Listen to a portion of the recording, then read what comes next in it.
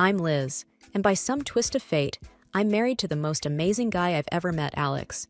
We're both 28, got our own place, pay our bills, and live a life that's ours. It's been a year since we said I do, and honestly, life's been good, except for one little thing: Alex's parents. Now, don't get me wrong, I never expected to be the daughter-in-law in shining armor, but I also didn't expect to be the family's unwanted guest. The day I met my in-laws, it felt like walking into a lion's den with a stake tied to my neck. My mother-in-law, Jane, had this way of looking at me, like she was trying to figure out if I was more of a nuisance or just plain boring. I could tell she had sized me up and found me lacking before I even had a chance to say hello. Alex had warned me about his mom. "She can be a bit much," he said, as we drove to their place that first time. "But don't take it to heart, okay?" I didn't. Or at least I tried not to. At dinner, I was passing the salt when Jane said, "You know, Stephanie used to cook such wonderful meals. Remember that risotto, honey?" She said to Alex, who just nodded, his jaw tight. "Yeah, I remember," he replied, not looking at me. I sat there, salt shaker in hand, feeling like I was invisible. They all talked about Stephanie as if I wasn't there. I felt a pang in my chest, but I swallowed it down with a smile. "Sounds like she was a great cook," I said, trying to seem unaffected. Jane's eyes met mine, and she smiled, but it didn't quite reach her eyes. "Oh, she was. She was a lot of things." That night, I told Alex how I felt.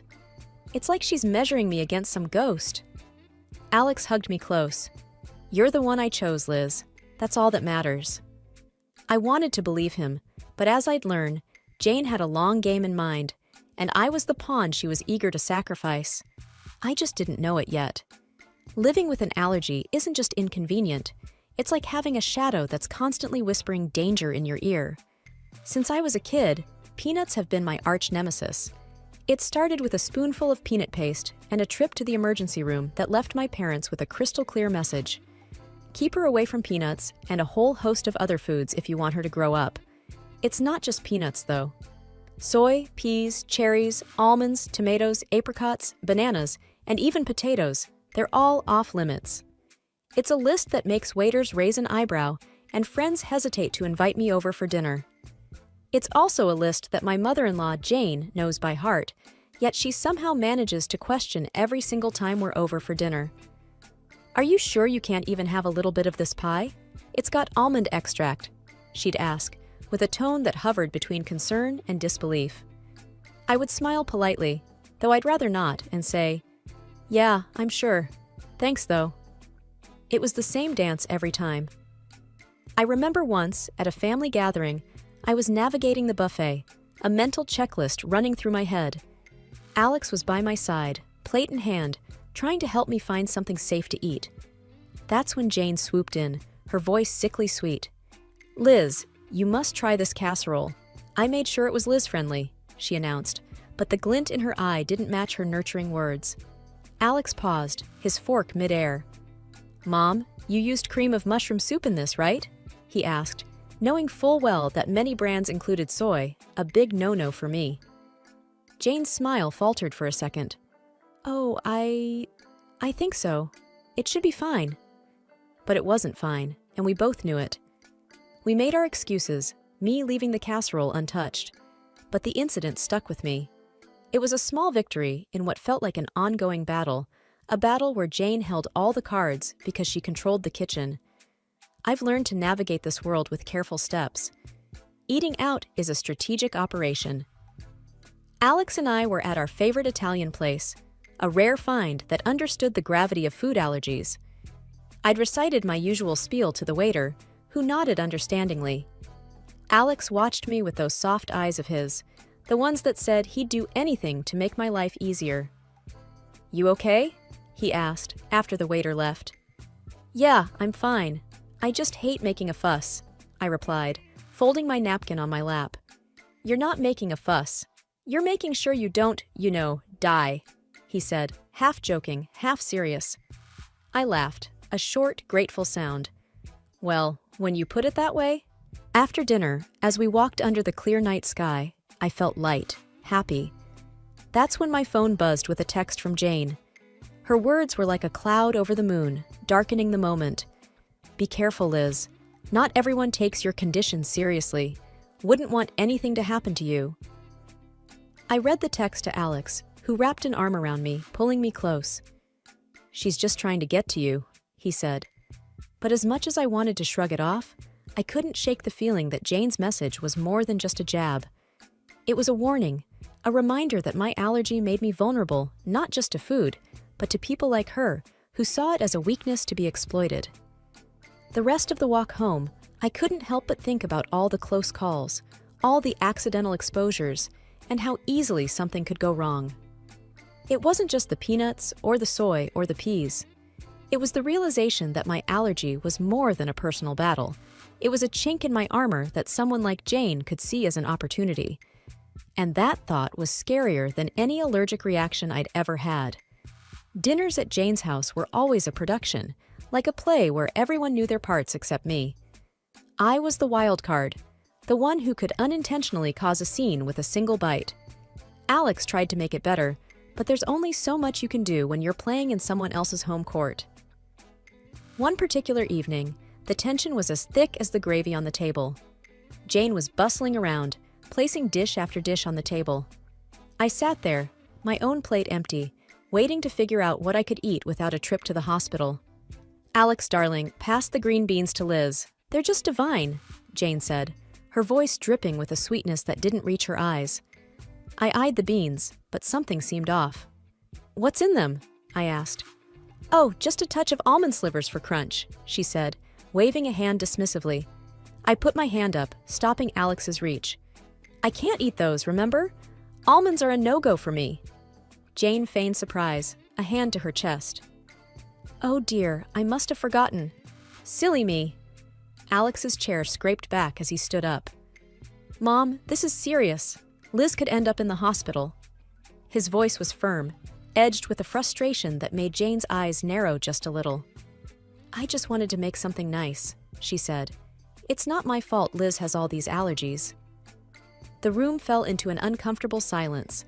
The other relatives glanced around, forks paused midair, not sure where to look. I felt a flush creeping up my neck, embarrassed by the spotlight. Alex's dad, Mark, tried to break the tension. Let's just enjoy the meal, shall we? There's plenty Liz can eat. But the damage was done. The rest of the dinner passed in strained politeness, with Jane asking pointed questions about my allergies, as if she were taking notes for next time. Later, when Alex and I were alone, he apologized. I'm sorry, Liz. I should have double-checked everything before we came. I shook my head, tired of feeling like a problem to be managed. It's not your fault, but I'm starting to think your mom does these things on purpose. He didn't answer, and he didn't need to. We both knew the truth. Jane was serving up a side of malice with every meal, and I was the main course. I could always tell when Jane had been working on Alex. He'd get this distant look in his eyes, like he was seeing me, but also seeing through me, weighing her words against his own judgment. This particular evening, it was like a cloud had settled over him, and I knew it before he even said a word. Mom thinks we should consider... Well, she thinks we might not be thinking about the future enough, Alex muttered, not meeting my eye as he fumbled with the TV remote. The future? I asked, a sinking feeling in my gut. Yeah, kids and your health issues, he continued, the word issues hanging awkwardly in the air between us. I felt a tightness in my chest. She talked to you about my allergies again, didn't she? He sighed, setting the remote down. She's just worried, Liz. She thinks it's a lot for us to handle, especially if we want a family. I bristled. We've talked about this. I've managed so far, haven't I? And there are plenty of people with allergies who have kids. Alex ran a hand through his hair, a sure sign he was stressed. I know. It's just... She has this way of making me doubt things. The room was quiet for a moment, the tension thick. I watched him, this man I loved, wrestling with the seeds of doubt his mother had planted. Alex, do you doubt us? I asked, my voice barely above a whisper. No. He looked up, finally, his eyes clear and firm. No, I don't. I just hate that she keeps bringing it up. I hate that it makes us fight. I reached for his hand, our fingers intertwining. "We're not fighting. We're on the same side, remember?" He nodded, pulling me into a hug. "You and me against the world, right?"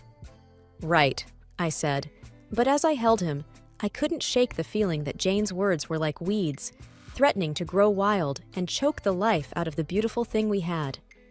And I knew then that it wasn't just my allergies that needed managing. It was the doubts that could seep into the cracks of even the strongest relationships. The news of my pregnancy came as a surprise, a happy one for Alex and me, a complicated one for everyone else. The day we announced it to his parents, Jane's reaction was like watching a robot trying to mimic human emotions. A pause, then a smile that didn't quite match the situation. "We're going to have a baby, Mom," Alex said, his voice a mix of pride and caution as he gauged his mother's reaction. "That's wonderful," Jane managed to say, the words sounding foreign in her mouth. "We must have a family dinner to celebrate." I was skeptical.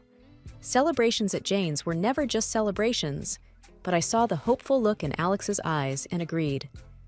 The night of the dinner, the house was buzzing with relatives.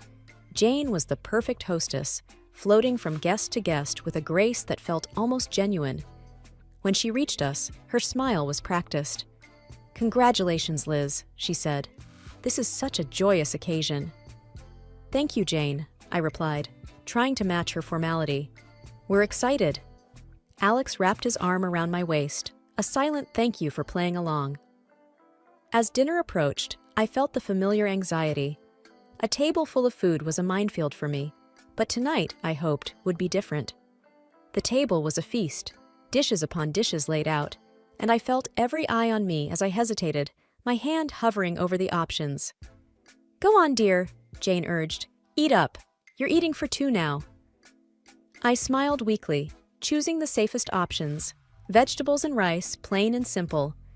But as I reached for a slice of bread, Jane stopped me. "Actually, maybe not that one," she said quickly. "I'm not sure if the baker used soy flour." I paused, bread in hand, and met her gaze. There was a flicker of something there. Concern, or was it a challenge? "Thank you for letting me know," I said, putting the bread down. But the warning bells were already ringing in my head. How did she know about the soy flour? It seemed too close a call, too perfect a save. The rest of the meal passed in a blur, congratulations mingling with the clinking of glasses. But I couldn't shake the feeling that Jane's hospitality was a veneer, and beneath it lay a trap, set and waiting for just the right moment. The family dinner in honor of our future baby was nothing short of a banquet. Jane had outdone herself, and there was a spread that would make a Thanksgiving dinner look modest. But my stomach was in knots, not from hunger, but from fear. Every dish was a potential hazard, a hidden enemy that could send me to the hospital, or worse. As we all took our seats, the chatter around the table was lively, filled with the usual family gossip and stories. Jane was at the head of the table, presiding over the feast like a queen in her court. She called everyone to attention with a gentle tap of her glass. "Before we begin, I just want to say how thrilled we are to be celebrating Liz and Alex's upcoming addition to our family," Jane announced, her voice steady and clear. There was a round of hear, hear, and applause. I forced a smile, feeling Alex squeeze my hand under the table. "Thank you, everyone," I said. "We're really looking forward to this new chapter in our lives." The meal began, and I tentatively picked at my food, choosing the simplest items. Alex watched me, his brow furrowed with concern. "You doing okay?" he asked quietly. "Yeah, just being careful," I replied, pushing a roasted potato around my plate. Jane's eyes were on me, and I felt like a specimen under a microscope. "Liz, you haven't touched your salad. The dressing is on the side, just as you like it," she said, her voice tinged with a forced cheerfulness. "Thank you, Jane. I'm just not much of an appetite tonight," I said, avoiding the salad that I knew could easily contain hidden allergens. As the dinner wore on, the tension grew. Every time Jane offered me something, my anxiety spiked. The room felt hot, the walls inching closer with each passing minute. Then came the cake. It was a beautiful confection, layers of sponge and cream that made the room ooh and ah. Jane cut a slice and handed it to me with a smile that might have been genuine if I hadn't known better. "For the mom-to-be," she said. I looked at the cake, then at Alex, then at Jane. "I really shouldn't," I said, "but it looks delicious." "Oh, come on, Liz. One little bite won't hurt. For the baby," Jane pressed, her voice sweet as the icing. That's when Alex's dad, Mark, stepped in, his hand swift as he knocked the plate from my hands. The cake tumbled to the floor, and a stunned silence fell over the room. "What the hell, Dad?" Alex exclaimed, his voice a mix of anger and confusion. Mark stood, his face pale but his voice firm. "I saw the label in the trash. That cake has peanut oil in it." The room erupted in chaos. Jane's face was the picture of shock, but her eyes gave her away. There was a flash of something there. Fear, maybe? Guilt? Alex stood, his chair clattering behind him. "Mom, did you know about this?" he demanded. Jane's mouth opened and closed, but no words came out. And in that moment, the truth was as clear as the danger that had been on my plate. The room was dead silent after Mark's revelation, the dropped cake like a crime scene on the hardwood floor. Everyone's eyes were locked on Jane, who seemed to shrink under the collective gaze. "Mom, is it true? Did you know?" Alex's voice cut through the tension, sharp and demanding. Jane's eyes flickered with something dark before she regained her composure. "Of course not. I would never." Her voice trailed off, unconvincing. Mark wasn't having any of it. "I saw the shopping list, Jane. Peanut oil for cake. It was right there, in your handwriting," he said, his voice steady but laced with disappointment. The murmurs around the table grew louder, a mix of disbelief and anger bubbling up from the family. Alex was shaking his head, his hands balled into fists. "How could you, Mom? Liz could have died."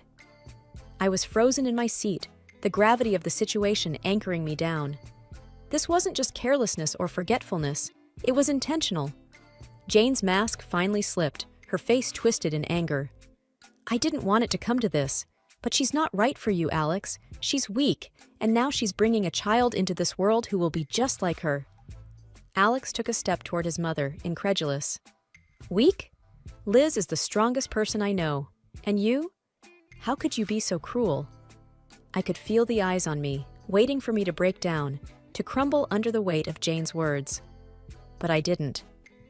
"Jane," I said, my voice surprisingly calm, "you've made your feelings very clear. But this is not just about me. This is about a family, your grandchild." Jane looked away, her jaw clenched, and for the first time, I saw the hint of fear in her eyes. Maybe she realized that her actions hadn't just endangered me, but her relationship with her son, her reputation, everything. The rest of the evening was a blur. There were arguments, tears, and hushed conversations as the family tried to process what had happened. Alex and I left early, the weight of the evening heavy on our shoulders. We didn't speak much on the drive home. What was there to say? The truth was out, and with it, the facade of a polite, if not happy family was shattered. All because of a peanut. The drive home was quiet, the kind of silence that's heavy, filled with things unsaid. When we finally walked through our front door, Alex and I just stood there, the echo of the night's drama still ringing in our ears. Alex was the first to break the silence. "I can't believe my own mother would do something like that," he said, his voice hollow. I sat down on the couch, the cushion failing to comfort me. "I know, it's a lot to take in." He sat beside me, taking my hands in his. "I'm so sorry, Liz. It's unforgivable." I looked at him, seeing the pain in his eyes, and my heart ached. "It's not your fault, Alex. We couldn't have known she'd go this far." But the truth was there, hanging between us. Jane had crossed a line, and there was no going back. The family was in pieces. Some stood by us, shocked and appalled by Jane's actions, while others struggled to wrap their heads around the reality of the situation. The next few days were a whirlwind. Alex's phone buzzed constantly with messages and calls. Relatives wanted to express their shock, their support, their apologies. And through it all, there was a deafening silence from Jane. No apologies, no explanations, nothing. Alex finally broke the news to me a week later. Dad's left her. He can't get past what she did. He said it's been a long time coming. I wasn't sure how to feel. Relief, sadness, pity? And Jane? I asked tentatively. He said she's not handling it well. She's alone now, Alex replied, a twinge of something like regret in his tone. We sat in our living room, the walls we'd painted together, the furniture we'd picked out during countless trips to the store. It was our home, filled with our memories, our love. And outside, there was a storm brewing, one that threatened to uproot everything we knew. But in that moment, I realized that no matter what happened, we had each other. We were a team, about to bring a new life into the world, and that was what mattered. I love you, Liz, Alex said, pulling me close. I love you too, I whispered back. The fallout from that night would linger. The scars it left on our family would take time to heal. But as I looked at Alex, at the life we'd built, and the future we were about to embark on, I knew that we'd weather any storm together. And as for Jane, she was a chapter in our lives that we had closed, a story that we wouldn't let define us. From now on, it was just us, our baby, and the road ahead. Whatever it brought, we'd face it together.